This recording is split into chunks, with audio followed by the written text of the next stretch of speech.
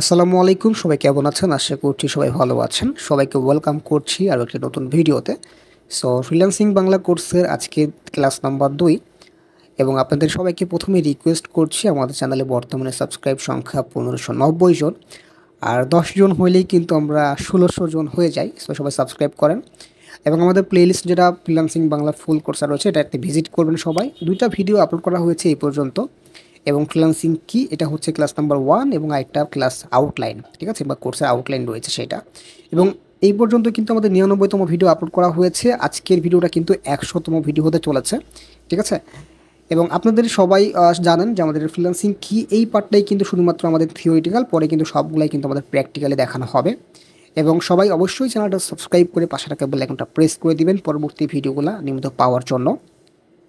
তো আজকে আমি মূলত কথা বলবো যে ফ্রিল্যান্সিং করতে হলে শুরুতে কী কী লাগবে বা শুরুতে কী কী জানতে হবে। খুবই শর্ট একটা ভিডিও, আমি খুবই সংক্ষেপে বিষয়টা বলে দিচ্ছি আপনাদেরকে। সো শুরুতেই তো আপনার একটা স্কিল লাগবে, যেটা আমি আপনাকে শিখাবো, যে এই স্কিলটা আসলে আপনি সার্ভিস আসলে মার্কেট প্লেসে বা আউট অফ মার্কেট প্লেসে প্রোভাইড করবেন। আর এই স্কিলটা আপনি যখন পুরোপুরি শিখে যাবেন বা শুরু শিখে ফেলবেন, আপনার এই কাজের উপর একটা পোর্টফোলিও লাগবে, ঠিক আছে। আসলে পোর্টফোলিও বলতে আপনি যে কাজটা পারেন সেটা তো অন্য কেউ দেখাইতে হবে যে আপনি কাজটা বিষয়ে অভিজ্ঞ বা আপনি এই বিষয়ে স্কিলড রয়েছে, ঠিক আছে, এটাকে বলে পোর্টফোলিও। তো সেটা কিভাবে মেকআপ করতে হয় বা কিভাবে আসলে রেডি করতে হয় সেটা আমি আপনাকে দেখিয়ে দিব। এরপরে মার্কেট প্লেসে কাজ শুরু করার আগে আপনাকে জানতে হবে মার্কেট প্লেসে কিছু ডকুমেন্টেশন লাগে বা ডকুমেন্টস লাগে। যেমন ধরেন এনআইডি হইতে পারে বা ড্রাইভিং লাইসেন্স হইতে পারে, পাসপোর্ট হইতে পারে, এগুলোর যে কোনো একটা থাকলেই সাধারণত মার্কেট প্লেসে কাজ শুরু করা যেতে পারে। যখন আপনি মার্কেট প্লেসে কাজ কাজ করার জন্য আপনার ডকুমেন্টসগুলো রেডি করে রাখবেন, তখন মার্কেট প্লেসে ভেরিফিকেশনগুলো অনেক তাড়াতাড়ি কিন্তু করে ফেলতে পারবেন। আপনি যে সেক্টরে কাজ করবেন সেই সেক্টরে যারা আগে থেকেই ফ্রিল্যান্সিং সাকসেসফুলি কাজ করছে তাদের উপরে কিন্তু রিসার্চ করতে হবে। এতে করে আপনি যে স্কিলটা আসলে শিখছেন সেটা বর্তমানে ডিমান্ডে আছে কিনা সেটা কিন্তু খুব সহজেই জানতে পারবেন।